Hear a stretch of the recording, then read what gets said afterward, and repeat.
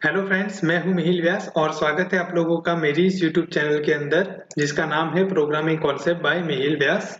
तो फ्रेंड्स, हमने पिछले वीडियो के अंदर देखा था कि इनहेरिटेंस क्या है, कितने टाइप के इनहेरिटेंस होते हैं और किस तरह से हम लोग इनहेरिटेंस जो होते हैं उनको डिक्लेयर करते हैं क्लास बनाते वक्त।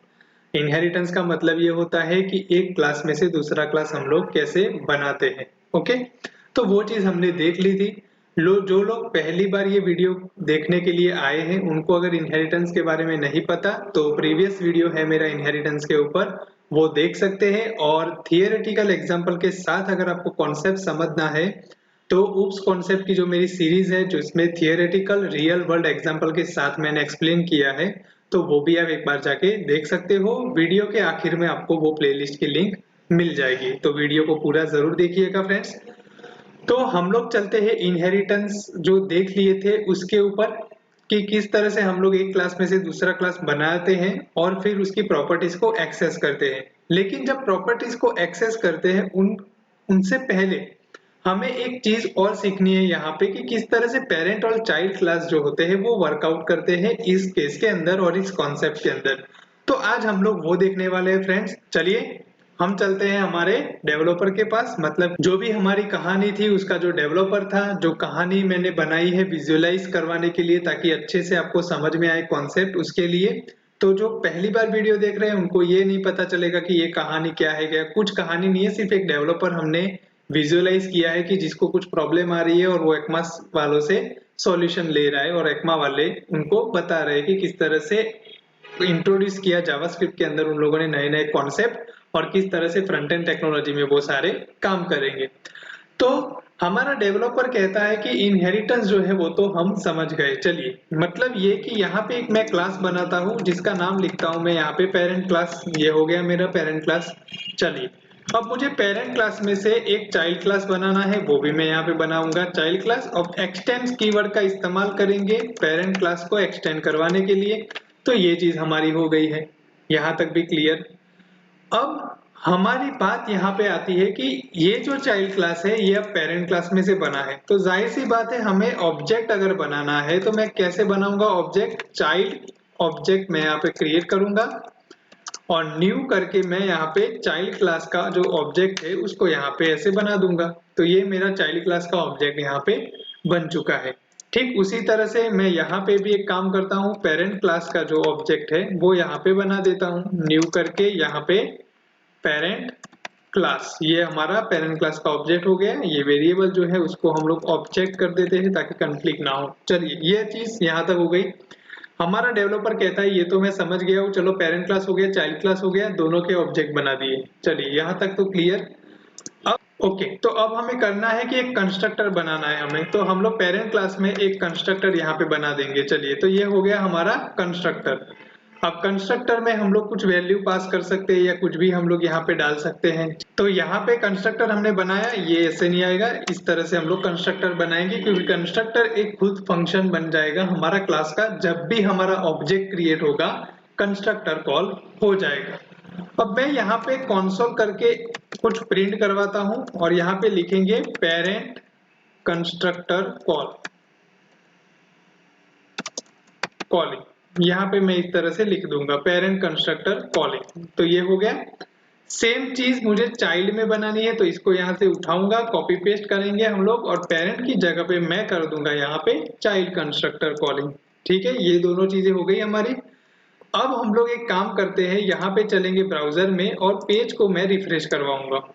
ओके, तो यहाँ पे देखिए पेरेंट कंस्ट्रक्टर कॉलिंग और चाइल्ड कंस्ट्रक्टर कॉलिंग जो है वो आपको कंसोल में यहाँ पे दिख रही है। ठीक है, ये वाली जो एरर है एक 168 और 172 पे जो हमारी यहाँ पे एरर आ रही है उसको अभी के लिए इग्नोर कर दीजिए, क्योंकि यहाँ पे क्या हो रहा है कि डिराइव्ड क्लास है बिफोर एक्सेसिंग दिस और returning from the derived constructor.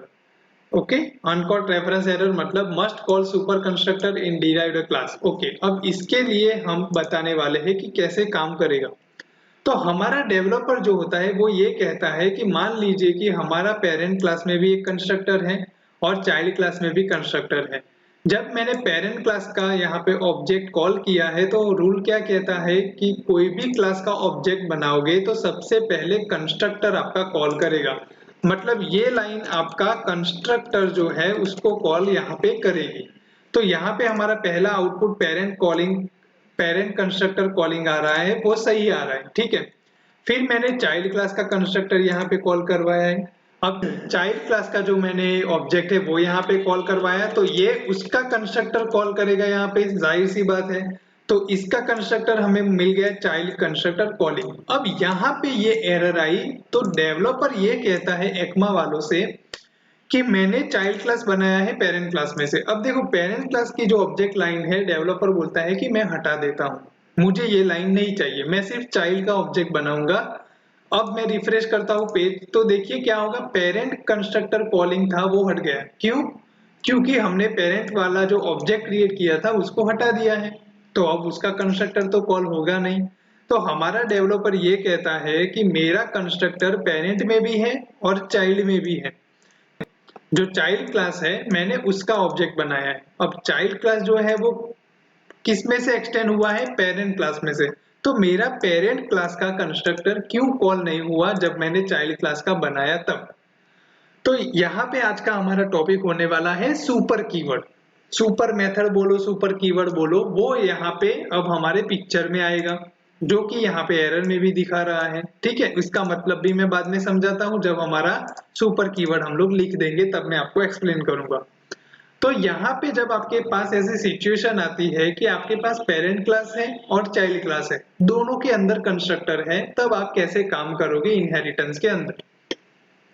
तो सबसे पहला थंब रूल ये कहता है कि जब भी कोई क्लास में अगर कंस्ट्रक्टर बना है और उस क्लास का अगर आप ऑब्जेक्ट बनाओगे, तो सबसे पहले कंस्ट्रक्टर कॉल होगा जैसे ही आपने ऑब्जेक्ट की लाइन लिखी है। मतलब जब भी कंपाइल होगी आपकी ये लाइन और वहां पे ऑब्जेक्ट की लाइन मिलेगी, तो तुरंत वो कंस्ट्रक्टर को कॉल करेगा। अब किसके कंस्ट्रक्टर को कॉल करेगा, तो जिस भी क्लास का ऑब्जेक्ट बन रहा है उसी क्लास का, हमारे केस में चाइल्ड क्लास का जो ऑब्जेक्ट है वो बन रहा है, तो चाइल्ड क्लास का कंस्ट्रक्टर यहाँ पे कॉल कर दिया है उसने। तो हमें दिख रहा है कंसोल के अंदर चाइल्ड कंस्ट्रक्टर कॉलिंग। लेकिन अब पेरेंट क्लास में भी हमारे पास कंस्ट्रक्टर है। तो इनहेरिटेंस का मतलब ये है कि जो चाइल्ड क्लास है वो पेरेंट क्लास की प्रॉपर्टी को एक्सेस कर सकता है। तो हमारा डेवलपर जो है वो एक्मा वालों को ये क्वेश्चन करता है कि एक तरफ आप ये कह रहे हो कि हमारा जो चाइल्ड क्लास है वो पेरेंट क्लास की प्रॉपर्टी को एक्सेस कर सकता है, लेकिन इस केस में उसका कंस्ट्रक्टर वो एक्सेस ही नहीं कर सकता, ऐसा क्यों। तब एक्मा वाले बोलते हैं कि ये चीज भी हो सकती है, आपको करना ये होगा कि आपको सुपर मेथड का यहाँ पे इस्तेमाल करना है। तो मैंने सुपर मेथड यहाँ पे इस्तेमाल कर दी चाइल्ड क्लास के अंदर। अब मैं यहाँ पे जाके रिफ्रेश करता हूँ, तो अब देखो आपका पेरेंट कंस्ट्रक्टर कॉलिंग यहाँ पे कॉल हो जाएगा और हमारी जो एरर थी वो हट गई है, ठीक है। अब मैं बात करता हूँ सुपर कीवर्ड या सुपर मेथड जो है उसका काम क्या है। जब भी आप चाइल्ड क्लास में हो और आपके पास पेरेंट क्लास का अगर कंस्ट्रक्टर है, ठीक है, तो आपको चाइल्ड क्लास के अंदर कंस्ट्रक्टर में सुपर मेथड का इस्तेमाल करना है। जैसे ही आप सुपर मेथड का इस्तेमाल करोगे, वो पेरेंट क्लास के कंस्ट्रक्टर को एक्सेस करने की परमिशन दे देता है। तो अब आपका पेरेंट कंस्ट्रक्टर कॉलिंग जो है वो भी ऑटोमेटिक एग्जीक्यूट हो चुका है, ठीक है। तो पेरेंट क्लास का कंस्ट्रक्टर अगर चाइल्ड क्लास में से आपको कॉल करवाना है, तो सुपर कीवर्ड या सुपर मेथड का इस्तेमाल अगर आपको करना रहेगा, ठीक है। तो ये तरीका है आपका कंस्ट्रक्टर का और सुपर कीवर्ड का इस्तेमाल कैसे होता है। अब डेवलपर कहता है कि मान लीजिए कि अगर कुछ डायनेमिक पैरामीटर के साथ अगर वो चीज हो रही है, तो मतलब ये हो रहा है कि मान लीजिए कि आपका यहाँ पे एक स्टेटमेंट आ रहा है पेरेंट क्लास के अंदर, मैं कंस्ट्रक्टर में कोई नेम वेरिएबल यहाँ पे ब्लैंक डिक्लेयर कर देता हूँ और यहाँ पे मैं उसको कॉन्केट कर देता हूँ नेम करके। मतलब जो भी मेरा नेम आएगा वो यहाँ पे प्रिंट होना चाहिए। और तो करना ये है कि सुपर कीवर्ड जो है हमने सुपर मेथड ली है उसमें भी आप एक पैरामीटर पास कर दो। मैंने यहाँ पे मिहिर लिख दिया। अब रिफ्रेश करेंगे हम लोग, तो क्या होगा, देखिए पेरेंट कंस्ट्रक्टर कॉलिंग मिहिर, ठीक है। मतलब कि सुपर मेथड जो है वो ऑटोमेटिक हमारी पेरेंट की कंस्ट्रक्टर मेथड को कॉल कर रहा है। तो पेरेंट कंस्ट्रक्टर में आपने जितने पैरामीटर डाले हैं, आपको जरूरत है उतने ही पैरामीटर सुपर मेथड को भी दे दीजिए। अब तो वो ऑटोमेटिक यहाँ पे जाएगा, मतलब आपकी सुपर वाली लाइन इस वाले कंस्ट्रक्टर को हिट करेगी उस पैरामीटर के साथ, और जो पैरामीटर आपको मिलना है वो मिल जाएगा। तो मिहिल जो है वो यहाँ पे आपको मिल गया। ये जो लाइन कॉल होती है सुपर के साथ, वो सेम लाइन होती है जब हम लोग डायरेक्टली ऑब्जेक्ट के थ्रू वो क्लास में पैरामीटर पास करते हैं। मतलब ये है कि देखिए, ये लाइन में अभी के लिए बंद कर देता हूँ, नीचे चाइल्ड क्लास जो है वो मैंने बंद कर दिया। अब सिर्फ एक ही क्लास है हमारा। अब मुझे यहाँ पे नेम चाहिए, तो यहाँ पे मैं जो ऑब्जेक्ट बनाया है उसमें ही मिहिल को पास कर देता हूँ।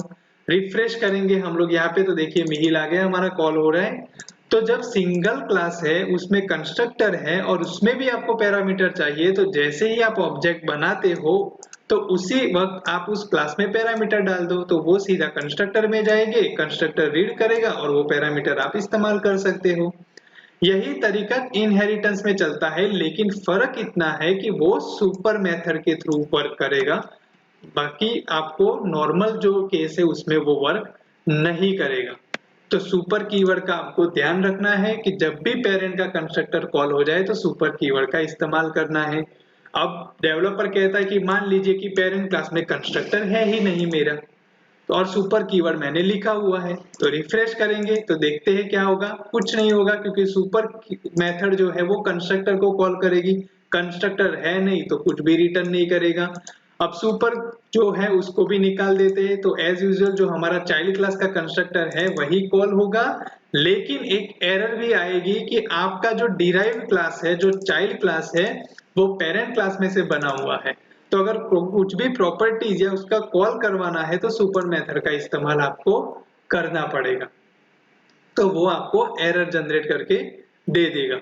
तो ध्यान रहे, ये टॉपिक था हमारा सुपर कीवर्ड, सुपर मेथड जो होती है कि किस तरह से काम में आती है आपकी प्रोग्रामिंग के अंदर। ओके फ्रेंड्स, तो आई होप कि आपको ये क्लियर हो चुका होगा सुपर कीवर्ड का। अगर कोई भी डाउट है तो कमेंट बॉक्स में कमेंट जरूर डाल दीजिए। आपका जो भी डाउट है मैं सॉल्व करने की कोशिश जरूर करूंगा, आपको आंसर भी करूंगा। तो हम लोग मिलते हैं अब नेक्स्ट वीडियो के अंदर।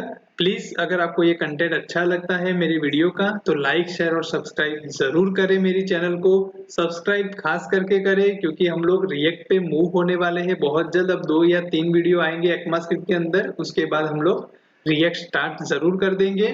और जो बाकी के टॉपिक्स रह जाते हैं जावास्क्रिप्ट और ECMAScript के अंदर, जो एडिशनल पॉइंट है नॉलेज के लिए, वो बाद में भी अपलोड होते रहेंगे। तो अगर आपने सब्सक्राइब किया होगा तो नोटिफिकेशन जरूर मिलेगी आपको, ताकि आपका कोई भी टॉपिक छूट ना जाए। ठीक है, तो मिलेंगे फ्रेंड्स अगले वीडियो में। Thanks for watching this video, take care and bye bye.